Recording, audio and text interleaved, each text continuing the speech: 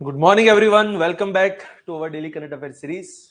चलिए शुरुआत करते हैं आज के हमारी इस करंट अफेयर के लेक्चर की। और सबसे पहले देखते हैं कि वो कौन से टॉपिक्स है जो आपकी सिविल सर्विस प्रिपरेशन के लिए इंपॉर्टेंट है। So this are the topics जिसके ऊपर आज हमें करनी है कुछ बातें। तो चलिए वन बाय वन करते हैं शुरुआत। The first topic that is about export preparedness index, जो भी रिसेंटली वहां पे डिक्लेयर हुआ है। नो डाउट उसके पीछे जो टैग है वो 2024 वाला है, बट वो रिसेंटली वहां पे पब्लिश हुआ है। फिर कुछ बात है on Nipah virus, US regional basis in the Middle east, and the last topic will be about vultures in India which is very important for environment. तो एनवायरमेंट के रिगार्डिंग कुछ वहां पे बातें हैं। तो चलिए वन बाय वन करते हैं शुरुआत। Let's start with the first, that is export preparedness index 2024। लेकिन इंडेक्स को शुरू करने से पहले मैं एक चीज आपको बता दूं कि यहाँ पे ये जो टॉपिक्स आपके सामने चल रहे हैं उसकी पीडीएफ हमारे टेलीग्राम ग्रुप की चैनल पे से मिल जाएगी, which is mentioned in the description box.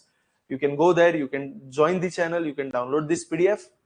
और ये जो पीडीएफ है वो आपको इंग्लिश और गुजराती दोनों लैंग्वेज में मिल जाएगी। So for all those aspirants who are doing their preparation in Gujarati medium as well, you can also download this PDF. तो चलिए शुरुआत करते हैं हमारी इस लेक्चर की। कौन से टॉपिक्स के ऊपर बात करनी है? तो पहला टॉपिक है हमारा एक्सपोर्ट प्रिपेयर्डनेस इंडेक्स 2024। पहले तो किसने बनाया है ये वाला इंडेक्स, किसने रिलीज किया है? It is released by NITI Aayog. NITI Aayog has released export preparedness index. और किसके लिए इसको बनाया गया है कि हमारे जितने भी स्टेट्स हैं और यूनियन टेरिटरीज हैं वो कितने रेडी है इंडिया के एक्सपोर्ट लेड ग्रोथ के अंदर। So to assess how ready Indian states and union territories are to drive India's export-led growth, एक कंसेप्ट है कि एक्सपोर्ट आधारित ग्रोथ होना चाहिए। मतलब जितनी एक्सपोर्ट ज्यादा होगी उतने डेफिनेटली आपको पैसे भी ज्यादा मिलेंगे, फॉरेन करेंसी ज्यादा आएगी, तो आपका देश का ग्रोथ वहां पे बढ़ने के चांसेस बहुत बढ़िया से होता है। सो एक्सपोर्ट लेड ग्रोथ के अंदर कितने स्टेट्स और यूनियन टेरिटरीज रेडी है, किनके पास एक्सपोर्ट के रिगार्डिंग बहुत बढ़िया सा स्ट्रक्चर है, उसका पूरा असेसमेंट करने वाला एक report which is known as export preparedness index. एक कंपोजिट इंडेक्स है that evaluates the export readiness, competitiveness, institutional capacity of India state and union territories. Publish कौन कर रहा है? बाय नीति आयोग। और इसका पहला एडिशन सबसे पहले आया था इन अगस्त 2020 और right now it is the fourth edition of this index. Main उसका टारगेट क्या है? To create an evidence based framework जो स्टेट्स और डिस्ट्रिक्ट्स को आइडेंटिफाई करेंगे, उनकी हेल्प करेंगे, उनकी स्ट्रेंथ, गैप और अपॉर्चुनिटीज को आइडेंटिफाई करके एक्सपोर्ट्स, जॉब, रीजनल डेवलपमेंट वगैरह को बूस्ट करना। यहाँ पे टोटल देखा जाए तो वहां पे क्राइटेरिया किस तरीके से रखे गए, मतलब कौन से बेसिस पे लोग चेक कर रहे हैं कि लोग कितने प्रिपेयर्ड है।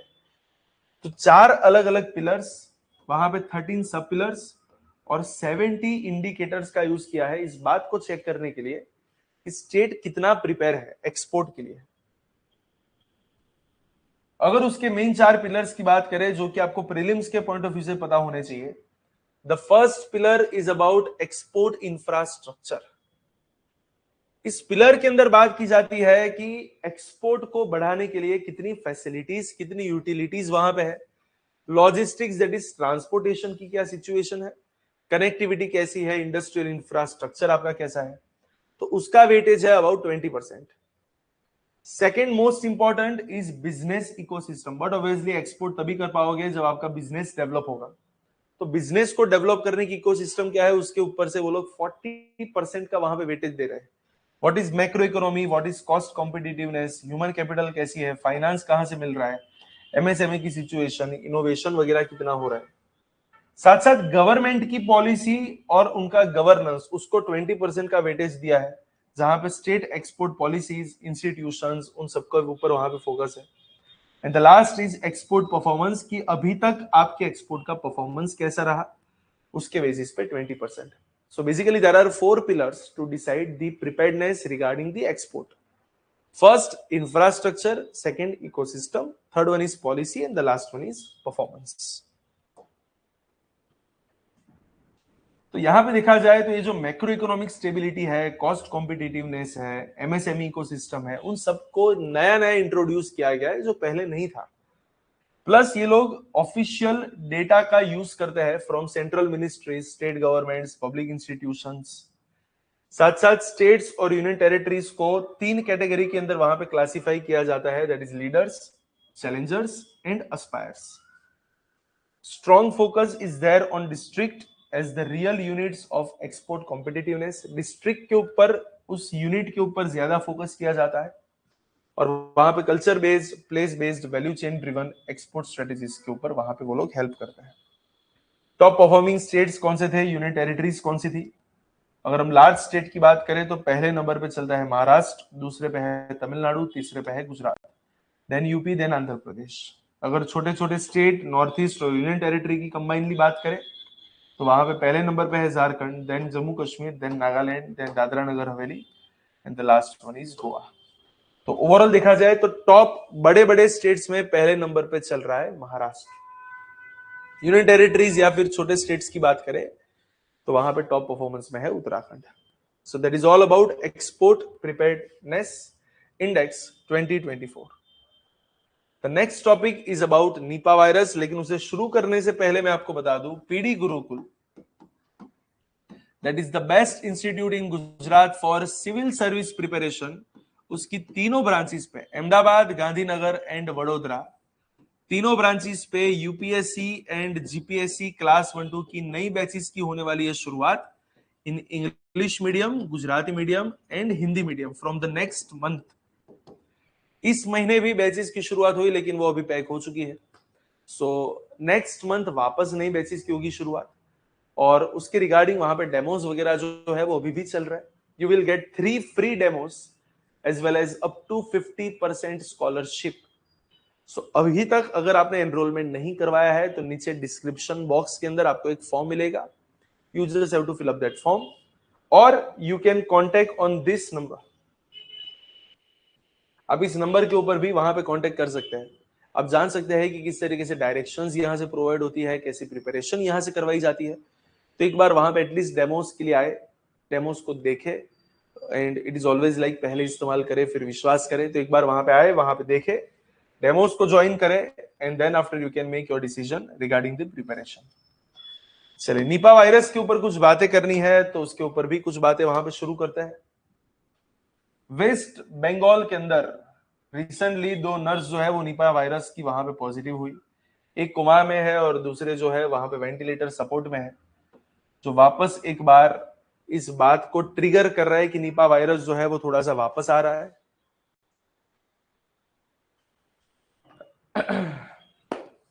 triggering the emergency as well as contact tracing and isolation of over 120 people। लगभग 120 लोगों को वहां पे आइसोलेट किया गया इन वेस्ट बंगाल, जो निपा वायरस के अंदर वहां पे पॉजिटिव वहां पे मिले। अगर हम बात करें निपा वायरस की, एग्जैक्टली क्या है ये निपा वायरस, तो एक जूनेटिक वायरस है जो एनिमल से ह्यूमन में वहां पे थोड़ा सा स्प्रेड होता है। So it's a zoonotic virus.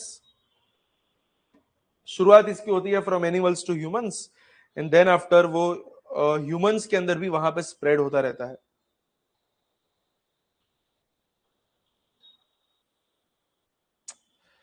So that can also spread between humans, causing illness ranging from mild fever to fatal encephalitis and severe respiratory disease। Natural host की अगर हम बात करें कहां से ये स्प्रेड होना शुरू होता है, तो प्राइमरी रिजर्वायर जो है वो है फ्रूट बैट्स। अगर हम इंटरमीडिएट होस्ट की बात करें तो from pigs, horses, goats, dogs etcetera etcetera, which can also infect the humans. Human transmission की अगर हम बात करें तो contact with bat contaminated food, that is fruits और date palm, contact with infected animals and human to human via respiratory droplets, body fluids as well as close care. Symptoms में क्या होता है, अगर निपा वायरस वहां पे affect करता है तो अर्ली सिम्टम्स में शुरुआत होती है फीवर, हेडेक, मसल पेन, गला खराब होना, that is sore throat, vomiting वगैरह वगैरह। धीरे धीरे वहां पे डिजीनेस बढ़ती जाती है, ड्रॉजीनेस बढ़ती जाती है, कंफ्यूजन बढ़ता जाता है। सीवियर डिसीज जब होता है तो वहां पे वो एक्यूट रेस्पिरेटरी डिस्ट्रेस के अंदर वहां पे वो कन्वर्ट होता है, जहां पे सांस लेने में दिक्कत आती है। ब्रेन इन्फ्लेमेशन वहां पे शुरू होता है। Seizure and coma within 24 to 48 hours.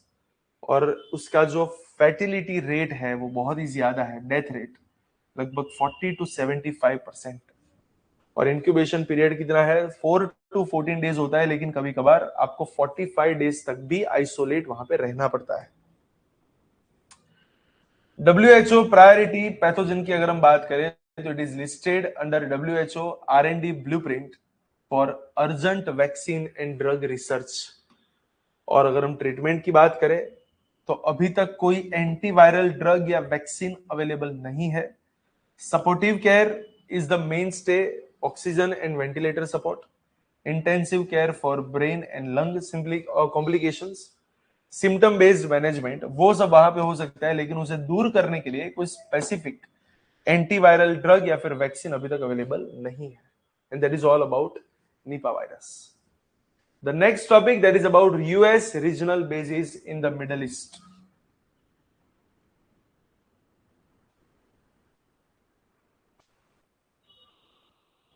अब देखिए, Iran has warned that it will strike the US military bases in Middle East if Washington intervenes in Iran's internal unrest. अभी रिसेंटली देखा जाए तो ईरान के अंदर बहुत से प्रोटेस्टर को यूएस के प्रेसिडेंट डोनाल्ड ट्रम्प ने वहां पे सपोर्ट दिया। और ईरान का बहुत क्लियर बोलना है कि उसके अंदर ये जो अशांति वाला जो एटमोस्फियर है, that is called as unrest, अगर ऐसे एटमोस्फियर को यूएस ने वहां पे सपोर्ट किया तो ईरान जो है वो यूएस के मिलिट्री बेसिस के ऊपर वहां पे हमला शुरू कर देगा। कौन से military bases? Which are placed in the Middle East. तो यूएस के मिडल ईस्ट के अंदर जितने भी मिलिट्री बेसिस है उसके ऊपर ईरान अटैक करेगा अगर Donald Trump, that is the president of USA, उन्होंने इंटरवेन करना बंद नहीं किया तो। और अगर हम बात करें कि यूएस के कहां कहां पे उनके बेसिस कैसे है, किस तरीके से है, तो US maintains a network of permanent and rotational military bases across the Middle East. किसके लिए? To secure their oil routes, to protect their friends, for counter terrorism, as well as to deter Iran and the regional threats under US Central Command Framework, that is known as CENTCOM framework. CENT for Central, COM for Command. और अगर हम major उनके basis की अगर हम बात करें तो कहां कहां पे है उनके बेसिस? अगर हम बहरीन की बात करें तो वहां पे है 5th Fleet Headquarters that controls the naval operations across the Persian Gulf, Red Sea, Arabian Sea and the part of Indian Ocean, जो बेसिकली उनकी मैरीटाइम सिक्योरिटी के ऊपर वहां पे फोकस करता है। कतार में है उनका Al Udeid airbase, which is the largest US base in the Middle East, जो सेंटकॉम के फॉरवर्ड हेडक्वार्टर्स को वहां पे सर्व करता है विद अराउंड 10,000 ट्रूप्स, जो air missile defence system as well as regional military cooperation को वहां पे ध्यान में रखते हैं।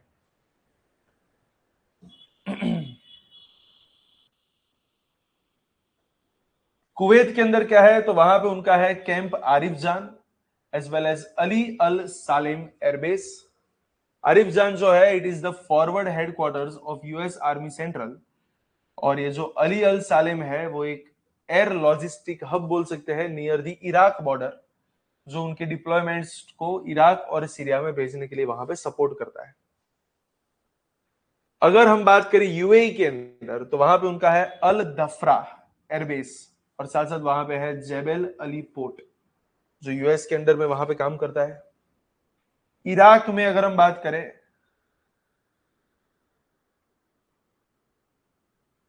तो वहां पे उनका एक है आइन अल असद, और साथ साथ वहां एरबिल एयरबेस। आइन अल असद जो है वो इराकी और नाटो मिशंस को वहां पे सपोर्ट करता है, and it was hit by Iranian missiles in 2020। while जो एरबिल एयरबेस है वो बेसिकली उनका लॉजिस्टिक इंटेलिजेंस और ट्रेनिंग हब है। सऊदी अरेबिया के अंदर है प्रिंस सुल्तान एयरबेस। जॉर्डन के अंदर वहां पे उनका है Muwaffaq Ali Al Salti airbase, that is in Jordan. तो अलग अलग जगह पे देखा जाए तो अलग अलग एयरबेस यूएस के वहां पे है। और लास्ट में टर्की में है इंसरलिक एयरबेस। तो आप एक लिस्ट बना सकते हैं कौन सा एयरबेस और उनके सामने कौन से कंट्रीज जहां पे ये वाले एयरबेस यूएस के हैं। और ईरान ने अभी रिसेंटली क्या बोला हुआ है कि अगर यूएस ने इंटरवेंशन करना बंद नहीं किया तो वो इन एयरबेस के ऊपर वहां पे हमला कर सकता है, स्ट्राइक्स वगैरह वहां पे हो सकती है। And now the last topic which is about vultures in India. Tamil Nadu ने अभी रिसेंटली मद्रास हाईकोर्ट को एक बात वहां पे इंफॉर्म की है